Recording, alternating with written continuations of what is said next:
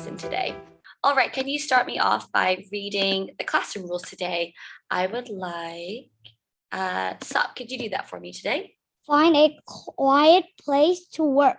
Be prepared. Mute and video on. Be on time. Raise your hand. Don't talk when others are talking. Eat before or after Zoom. Be respectful and kind. Okay, good job, Sup. Looks like or sounds like you're in a rush to get somewhere. That was very fast.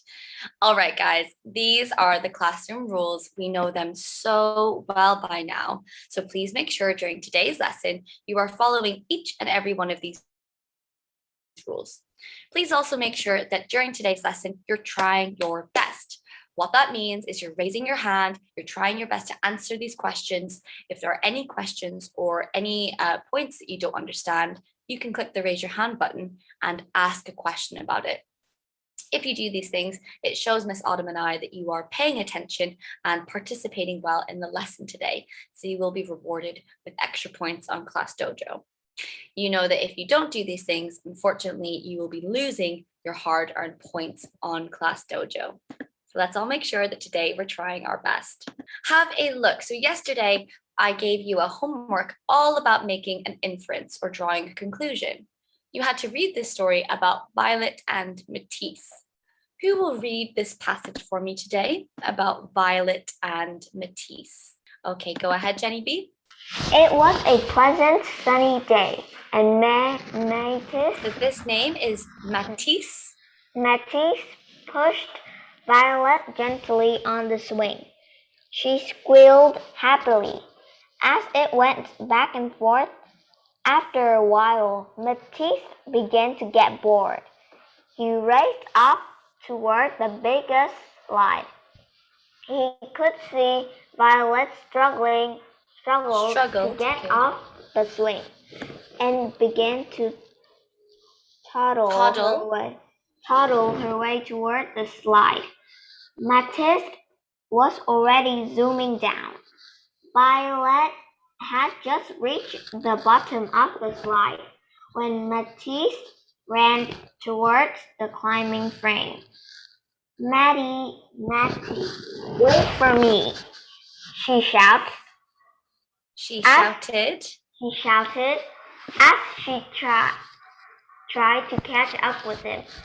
Matisse scrambled his way up the climbing frame like a monkey scaling a tree. Violet managed to reach up the first rung, but couldn't manage to get her leg to reach. She sat down on the ground and began to cry. Lovely reading. Thank you so much, Jenny B. Okay, so here we have Violet and Matisse, and we have to make some inferences about them. Our first question is, where are Violet and Matisse?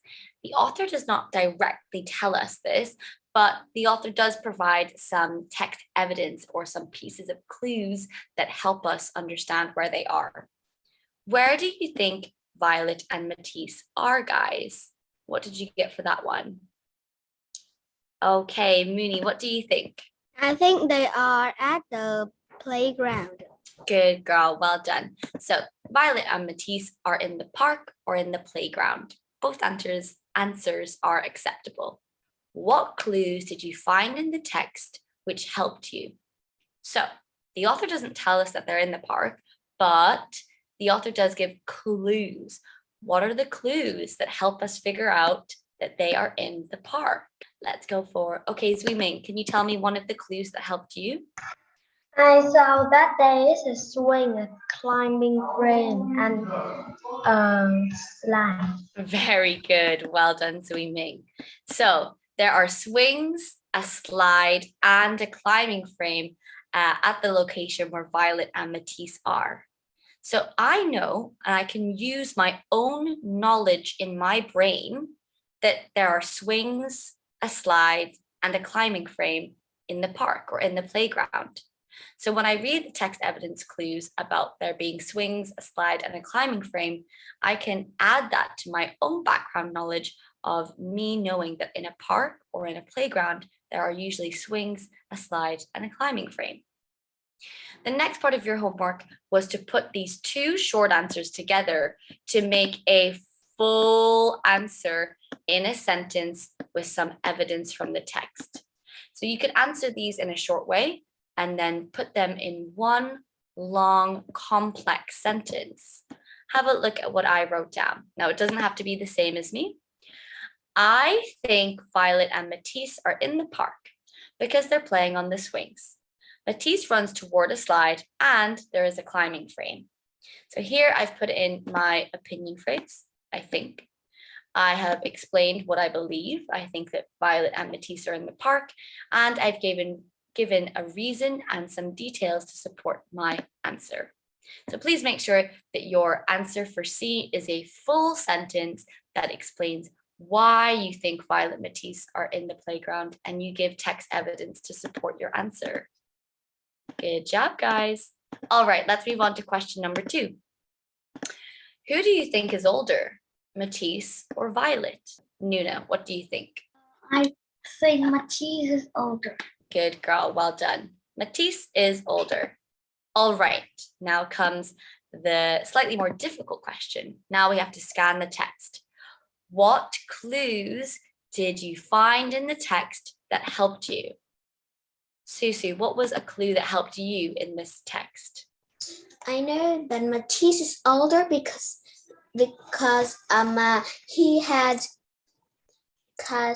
he pushed Violet on the swing and acts like a big brother towards Violet when he said, "Violet, wait for me."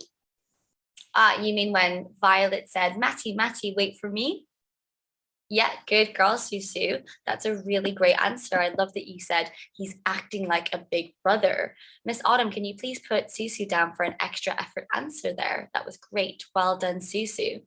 Okay, so yeah, Susu has used the example of Matisse pushing Violet gently on the swing.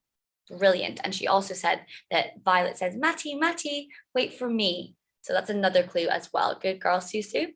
Did anyone get any different clues? Okay, Dami, what do you think? What clues helped you? Matisse can climb the ladder in the slide, but climb the thing, but Violet can't. Very good. So she is shorter. Climb the thing. What is that thing? I think it is a slide. So it's not quite a slide. Have a look here. So she couldn't reach up to the first rung of the climbing frame. So a climbing frame can also be known sometimes as monkey bars. It's a huge kind of structure with ladders and bent poles that children or adults can use to climb up and swing from in a playground or in a park.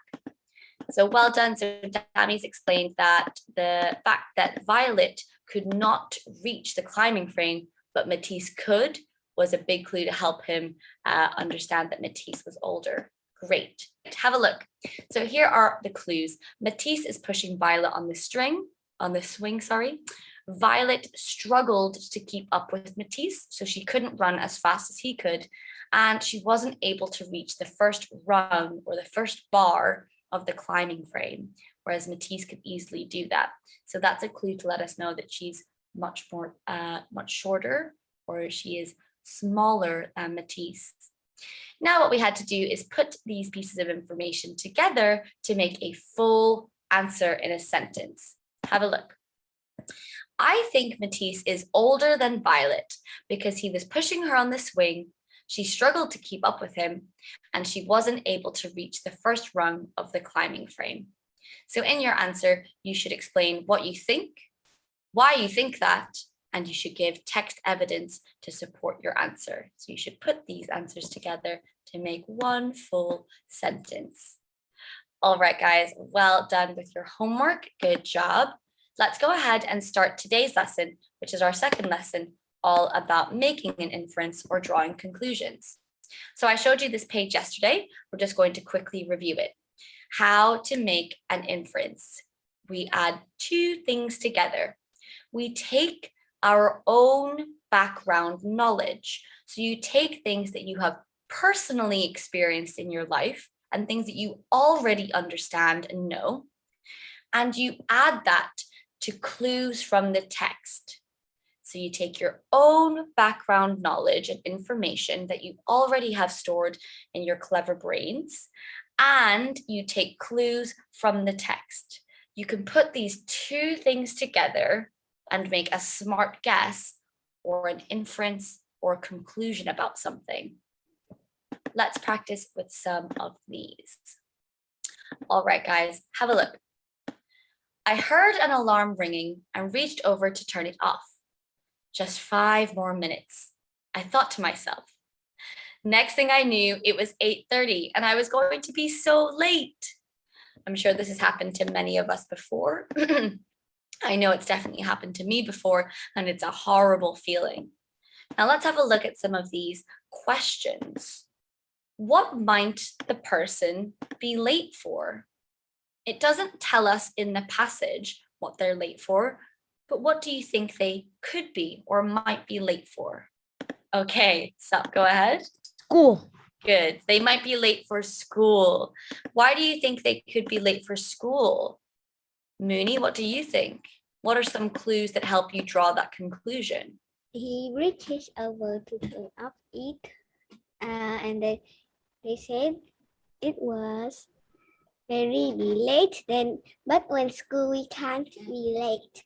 Good. So we shouldn't be late for school. Absolutely. Good job. Think about the time it says. Just 5 more minutes. Next thing I knew, it was 8:30. So it gives us a clue by telling us what time it is. What do most people do in the morning? Now we should be in school by our 8:30. So school starts at 8 a.m. The fact that it's telling us the time was 8:30 and that meant someone was going to be very late is a big clue. Most of us start school at around 8 a.m. So this lets us know this person might be late for school. All right, the next question is, let me lower all of your hands. What happened after they thought just 5 more minutes? Okay, go ahead, Dami. They overslept. Brilliant. Good job, Dami. Really good answer. And well done to Jenny B, Sui Ming, and Nuna for answering correctly in the chat box. The person went back to sleep. So my alarm is set every day for 6:30 in the morning. And some days I wake up and I'm very, very tired. It's hard to open my eyes. I feel very sleepy, especially now that it's winter. It's very cold and I don't want to get out of bed. And sometimes I will turn my alarm off and I'll think to myself, oh, I'll just have another 10 minutes. That's okay. But sometimes if I don't set another alarm to wake up, I might oversleep. And when I wake up, I can check the clock and think, oh no, I've overslept. I need to go. And it can cause you to be late for school or for work or for whatever you're supposed to be doing in the morning.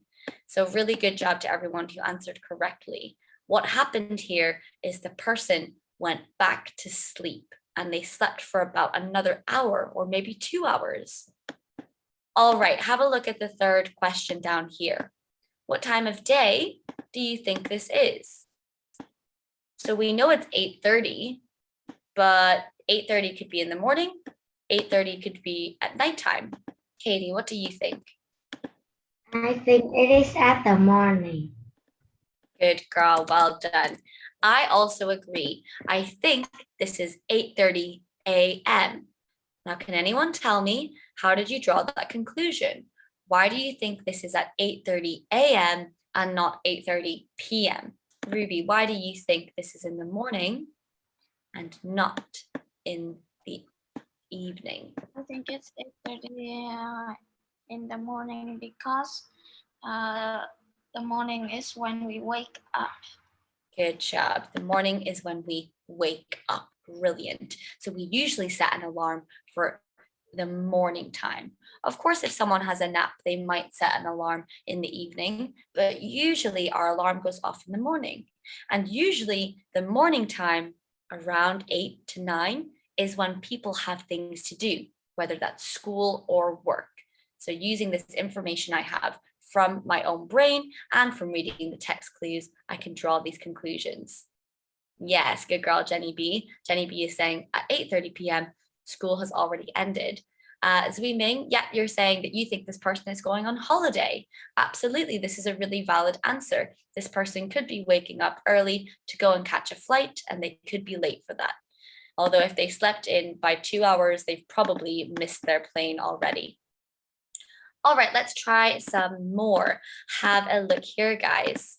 Your mom takes your temperature. You have to stay at home in bed all day, and you're eating soup and you're taking medicine. What do you think is happening here? Nancy? I think you're sick. Sick, have Very- a fever, things. Very good. I think you are feeling sick.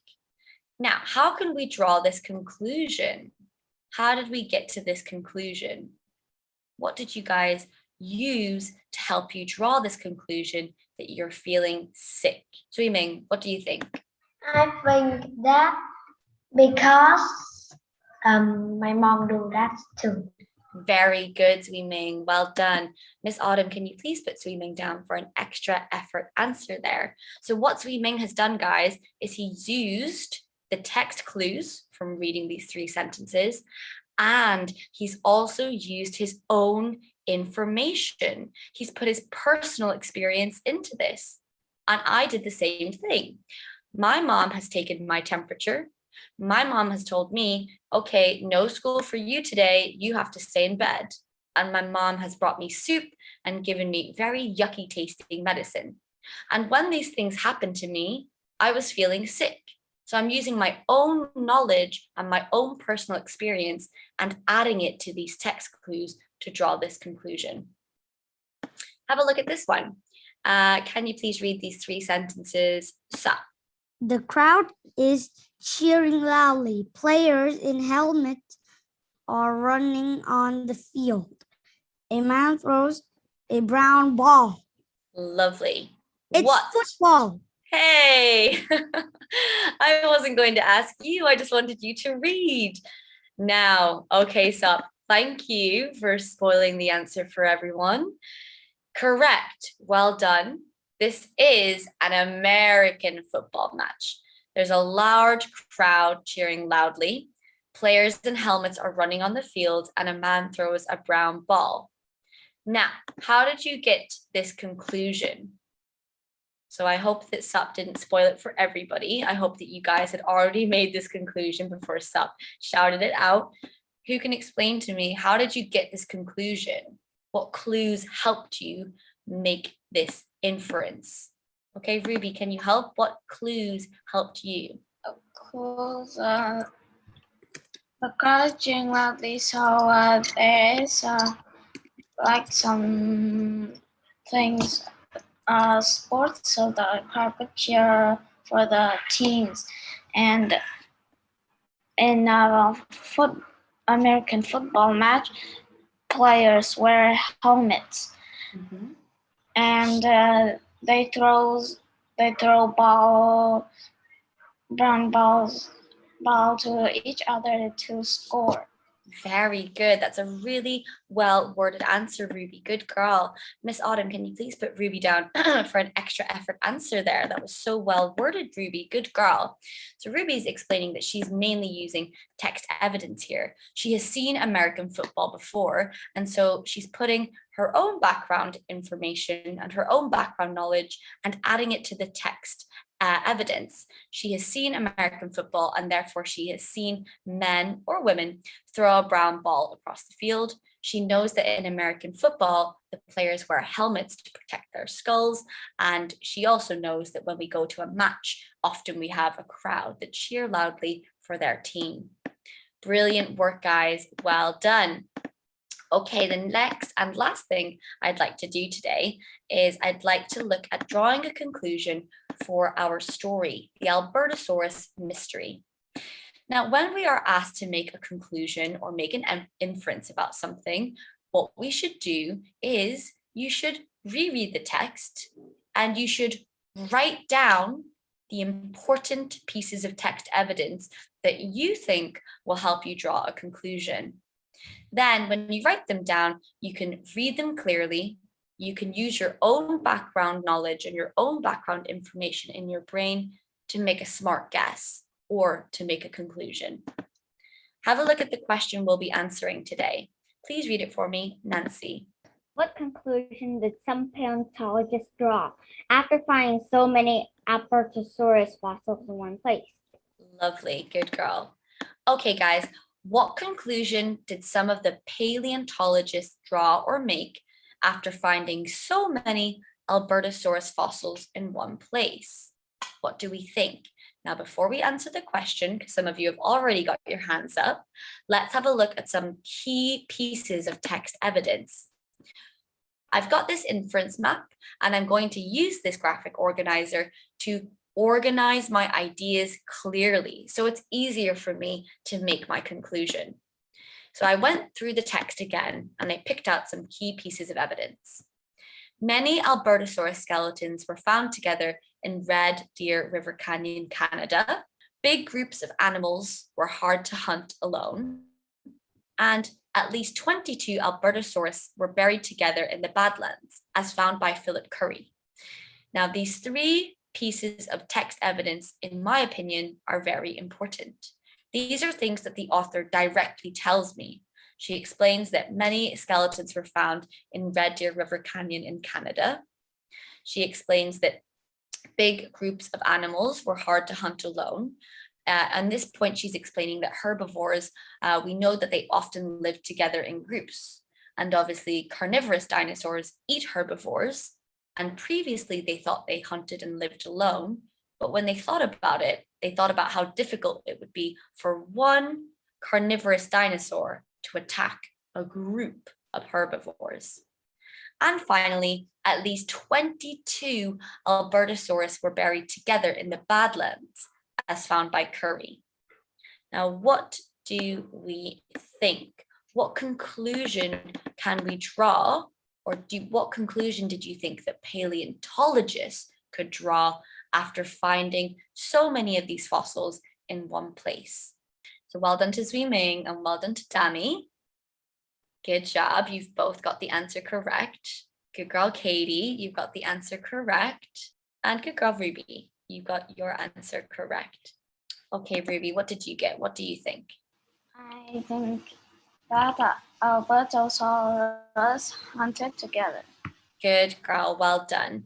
So the conclusion that paleontologists drew after finding out this information is they believed that meat-eating dinosaurs actually may have lived, hunted, and traveled together. So they found out that meat-eating dinosaurs might have lived together and hunted together and moved together. Previously, before looking into this information, paleontologists believed that carnivores just hunted, lived, and all of this information. It made them second guess their theory. They actually found more evidence to suggest that they probably lived, hunted, and traveled together. Well done, Zui Ming. Zui Ming's also saying it's kind of suspicious that many meat eaters died in one place. Maybe they were migrating and a volcano nearby erupted. Wow, Zui Ming, that's a really great thought. Well done. Miss Autumn, can you please put Zui Ming down for another extra effort answer from Zui Ming? Oh, Zui Ming, I'm very proud of you. You keep coming up with fabulous answers and fabulous points, so well done. Yes, Nancy, or a comet crashed on the Earth, the giant meteorite shower that most paleontologists believe wiped out all of the dinosaurs. Okay, guys, so for homework tonight, you have another inference worksheet. Do I have any questions about drawing conclusions or about the homework you have to do? All right, really good job today, guys. Well done to those of you who were constantly raising your hand to answer questions. You know who you are, and please know that Miss Autumn also knows who you are, and you will be receiving extra points on Class Dojo today. All right, guys, well done.